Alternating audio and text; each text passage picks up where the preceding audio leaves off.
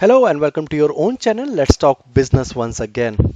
As I said in my last presentation, the DA business is a valuable part of London market because it is not only providing the way for underwriters and broker to try out the new products and new classes of business, but also provide the access to the local customer base across the world.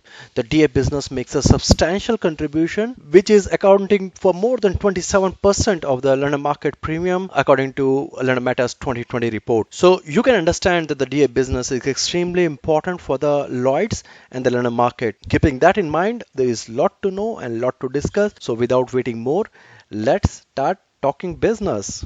So for those who are new to my channel, my name is Ravi Shankar. I'm having more than 16 years of experience in business analysis. I'm largely associated with PNC and general insurance domain. From last couple of years, I guess from last 2015, I'm working with Lloyd's and managing some of their major syndicates. If you want to ask me any question related to this video presentation or my previous video presentations, do reach me at my Hotmail, LinkedIn, and my Twitter account. Once again, thanks a lot for all your suggestions, comments, appreciation. I really love them all. Thank you. Thanks a lot. Well, here is our quick agenda for today's session. First, we will talk about the delegated authority business, and then we will quickly touch about the various challenges in DA business, and then finally we will be briefly talking about one of the important initiative called Delegated Data Manager, which is one of the modernization initiative over here. Initially, I thought just to start with the challenges and initiative to address those challenges in DA business, but later I realized that it might not be a right approach. We must start with the overall delegate authority business background first to set up the context and then move gradually to the real challenges and various initiatives to address those challenges. So in this quick session, we will be spending some time to understand the delegate authority business first, and then gradually we will move to the challenges. So as I said, the DA business makes a substantial contribution, which is around 27% according to London Matters 2020 report. I just want you to pay a good attention over here in this report. So I pull out this data from the London Matters 2020 report. According to London Matters, total London premium written in 2018 was 110 billion US dollars, out of which 75.9% is coming from the core London market, 11.8% is coming from the company managed business, and then remaining 22.7 is coming from the London brokered business, which means that the brokered by the London broker but written elsewhere in the world. Right. So I just want you to pay a good attention over here in this figure. So as you can see over here, this is the Delegated Authority business figures. So if you can see, in 2016 the market contribution was around 30.9%, which has grown to 31.6%, which is close to $21.9 billion. But in 2018, right, the market share contracted to 27.4%, which is around 20.8 billion US dollar business.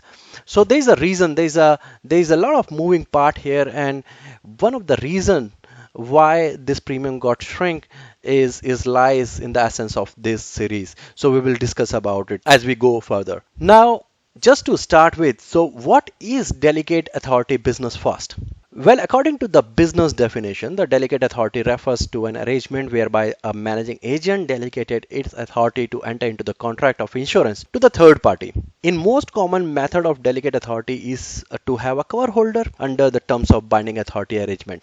Right. So if you can see over here, this is what I was trying to say. In generic term, when the insurer permits other party to act on his behalf to manage underwriting and claim, this arrangement is called the delegate authority, because the managing agent is delegating his authority. So delegate authority is an agreement where the managing agent delegates his authority to third party in order to enter into the contract of insurance on his behalf, or more specifically on his syndicate's behalf. Okay. The cover holder under the terms of binding authority is the most common way of doing business through delegate authority. Right. So you might be thinking managing agent, cover holders, binding authorities, new term. You might be get confused also. But no worries, I will make everything crystal clear to you. So stay on this presentation. So let's start with the managing agent. So you know what? It's good to be back to the basics sometimes. So here we are at the basic. So names and member provide capital to make syndicates who carries the risk, and each syndicates employ a managing agent, and it is that the entity which appoints the underwriter who accept the risk on behalf of the syndicate. So if you can see over here, each syndicates employ managing agent, and it is the entity which appoints the underwriter who may accept the risk on behalf of the syndicate. Managing agents are the companies specifically established to manage the underwriting of one or more syndicates. A managing agent is an authorized person regulated by the PRA for the prudential requirement and FCA for the conduct of business issues. Right. So here's the list of all the managing agent, and I pull out this list from the LMA side. So there are total 58 managing agents active at this moment who is doing the business in London market. Moving ahead. Now let's talk about the cover holder. The cover holder means the company or a partnership authorized by the managing agents to enter into the contract or contracts of insurance to be underwritten by the members of a syndicate managed by it. Okay, here we are talking about giving the delegation, doing underwriting to the cover holder. All cover holder must be approved by the Lloyds, that is a requirement. All cover holder may be based in any country where the local regulation permits. The cover holder may enter into the contract of insurance and issue policy documents on behalf of managing agent under the binding authority. We will talk about the binding authority soon. There are close to 4,000 cover holder producing 27.4% of the London market business according to London Matters 2020 report. So cover holders having a different level of underwritings, full level, predefined rate, no discretion, and prior submit. So we will talk about it. So now in full authority, the cover holder has the full authority to set the rate, or is given a minimum rate and the discretion to increase the rate without restriction or referral, means that the cover holder is enjoying the full authority. Whereas in predefined rate, the cover holder underwriting authority via the rating matrix or a range within which the rate can be established. The cover holder has authority to exercise a very limited underwriting discretion with agreed parameters or within the agreed parameters. Then moving next to the discretion arrangement, the cover holder is given the underwriting authority via the comprehensive matrix. They have a comprehensive matrix on which they can do underwriting. These arrangements do not give cover holder a discretion to calculate premium or making adjustment to it, other than a small and minimum, rounding off adjustment. That's okay. And finally, we talk about the prior submission. And in prior submission, the cover holder must refer each and every risk to the lead underwriter for agreement before binding or before doing any sort of renewal. This is the minimum level of authority which managing agent gives to the cover holders. Well, I just missed one point over here. The maximum level of underwriting authority that cover holder has been approved is recorded in Atlas system, which is ATLAS, Atlas system. Atlas is a secure web-based electronic filing and online application system for cover holders. We will discuss about Atlas later in this series. It's an important system. Going forward, when it comes to the binding authority, now it is an agreement between a managing agent and the cover holder under which the managing agent delegates his authority to the cover holder in accordance with the terms and conditions. Now, many people get confused whether this binding authority is the insurance itself. No, binding authority is not an insurance contract. It is an agreement between the managing agent and the cover holder to write insurance contract. It's not insurance contract itself. Going forward, the binding authority agreement will also set up the cover holder's other responsibilities such as handling insurance monies and agreeing on the claim. And the binding authority must be registered in the Lloyd's Binding Authority Registration System, or which is also called as the BAR system. BAR system. Now don't worry about the BAR system. We will cover the BAR system later in this video presentation. Just like Atlas, BAR is also one of the important system within the Delegate Authority. Moving ahead, now there are other important terms related to the DA business which we must know in order to understand the DA business properly. So first thing first is the service company. Initially, I was getting confused between the service companies and the cover holders. Even now, I can see many folks are getting confused with these terms. So let me explain to you here to make it crystal clear that what is the cover holders and what are service companies. A service company cover holder, or simply called as a service company, is an approved cover holder which is wholly owned subsidiary of managing agent or its holding company. The advantage of being classified as a service company, you have to pay attention here. The advantage of being classified as a service company is the ability for the managing agent to use the LMA's a service company underwriting agreement, which allow the service company to sub-delegate its authority to other approved cover holders. Here we are talking about a service company delegating its authority to our other cover holders, right? The service company binding authority must be registered on bar system. As I said, I will talk about the bar system later. Where a service company is permitted to sub-delegate to other approved cover holder, those binding authorities should also be registered in the bar system. It's not like they are sub-delegating and not registering anywhere. They have to register those sub-delegation also into the bar system. Moving ahead, when we talk about the hub or master cover holder, this is very special in this nature, and you have to listen this carefully. When an approved cover holder oversees other cover holders, so this arrangement is known as hub or master arrangement.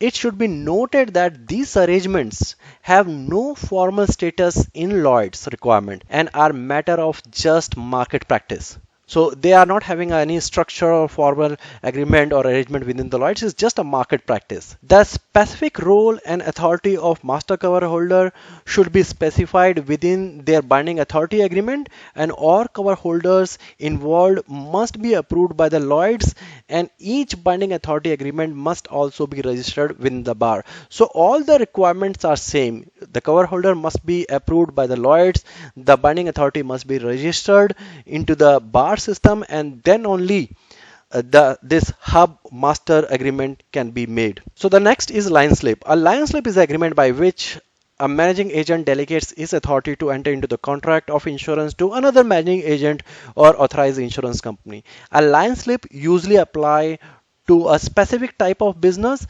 which is typically procured by the single broker. A line slip are typically either bulking or non-bulking.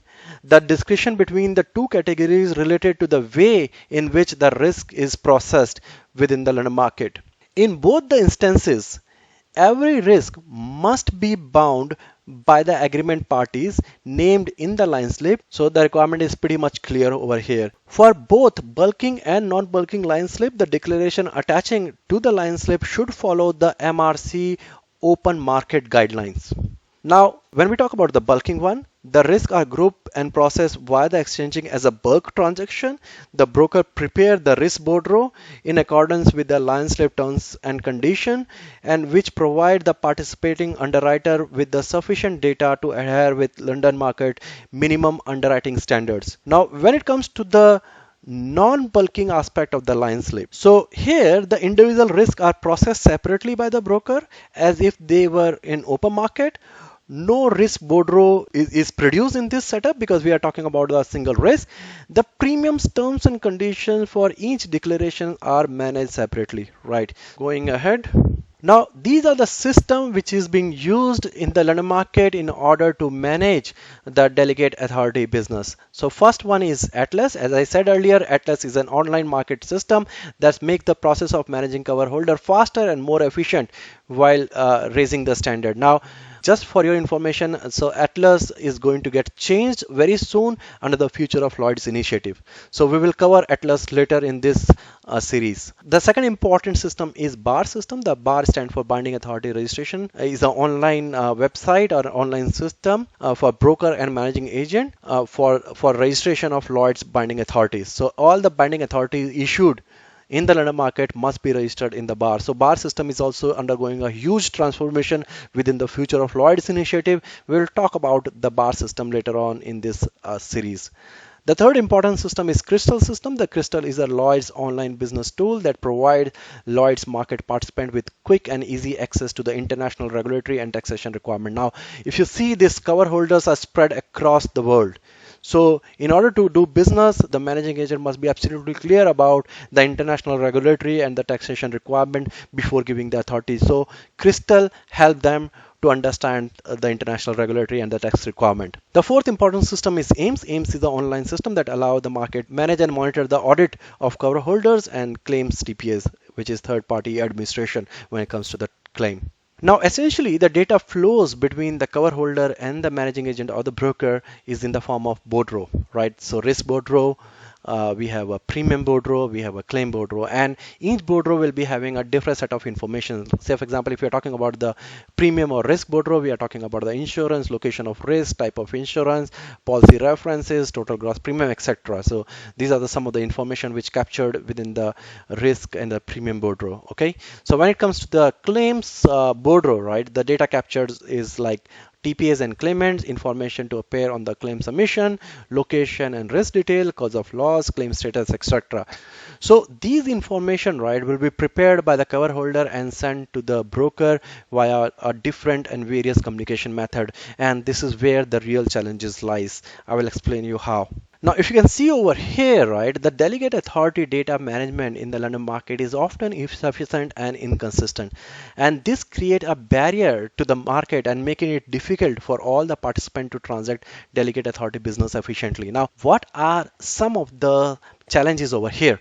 So since the data is transacted in the form of bordereau, there are a problem which is inconsistent submission. The data quality is also one of the issue. The duplication of activity, which means that everyone who is involved here, right, is some of the way involved in the reconciliation activities or something like that.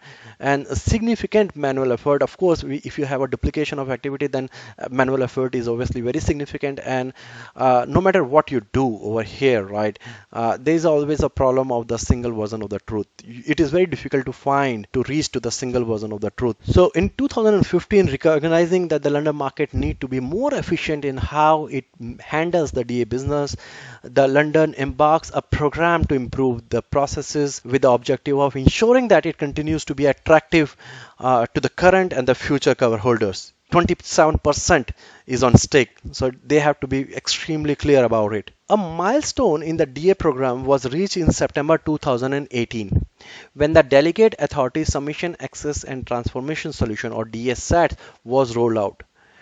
Now, this market-wide platform provides a central service that standardizes the collection, validation, processing, and supply of delegate authority data across to the market and all the participants involved. It changes the way the bordereau are shared and processed in the London market by delivering the standardized bordereau data to all market participants. This is the main focus of the DASAT initiative, right, when it started, and this started in the TOM era, target operating model era. Some of the important objectives of DSATs are establish a consistent process for the market participant, elimination of duplication and reduce the work effort, simple and standardized data cleansing mechanism, provide a complete and consistent information for all the market participant for more and better informed decision making and reduce the cost. Right, so these are some of the key objectives within the DSAT program, and